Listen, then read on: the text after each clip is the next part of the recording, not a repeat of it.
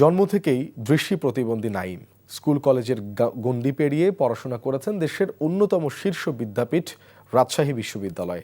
মেধার স্বাক্ষর রেখে হাঁটছেন স্বপ্ন জয়ের পথে। রাজশাহী বিশ্ববিদ্যালয়ের প্রতিনিধি আবু সালের পাঠানো রিপোর্টে বিস্তারিত। নানা প্রতিকূলতা আর প্রতিবন্ধকতাকে মারিয়ে স্বপ্ন জয়ের পথে ছুটে চলছেন রাজশাহী বিশ্ববিদ্যালয়ের মেধাবী শিক্ষার্থী নাইম হোসেন। দুচোখ ভরা স্বপ্ন আর বুকে অদম্য সাহস নিয়ে চলা নাইমের পথটি মোটেও সহজ ছিল না। দৃষ্টি প্রতিবন্ধী হয়ে জন্মগ্রহণ করায় শুনতে হয়েছে নানা কটু কথা, তবে কঠোর অধ্যবসায় আর দীর্ঘ সংগ্রামের মধ্য দিয়ে নিন্দুকের জবাব দিয়েছেন নাইম। পড়াশোনার ক্ষেত্রে যেমন আছে তেমন চলাফেরার ক্ষেত্রে আসলে আমাদের বাংলাদেশ তো এত ডিজেবল ফ্রেন্ডলি না আর কি।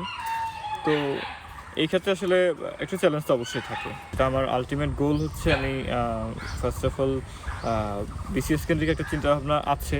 এটা হচ্ছে খুবই সুদূর প্রসারী চিন্তাভাবনা, তবে এর আগে হচ্ছে আমার খুব একটা ইচ্ছা আছে যে আমি দেশের বাইরে গিয়ে মাস্টার্স অ্যান্ড পিএইচডি কমপ্লিট করতে চাই।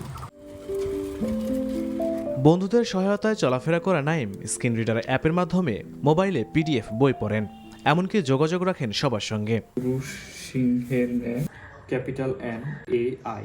একবার কোনো জায়গা দেখিয়ে দিলে দ্বিতীয়বার আর দেখাতে হয় না এই অদম্য মেধাবীকে। খাওয়া দাওয়া থেকে শুরু করে নিজের সব কাজ নিজেই করেন। নাইম লক্ষ্মীপুর সদরের পশ্চিম লক্ষ্মীপুর গ্রামের কবির হোসেনের ছেলে। দুই ভাই ও এক বোনের মধ্যে সবার ছোট। নিজের এলাকায় মাধ্যমিক ও উচ্চ মাধ্যমিকের পাঠ চুকিয়ে উচ্চশিক্ষার সুযোগ নিতে আসেন মতিহারের সবুজ চত্বরে। নাইমরা 3 ভাই বোনই দৃষ্টি প্রতিবন্ধী।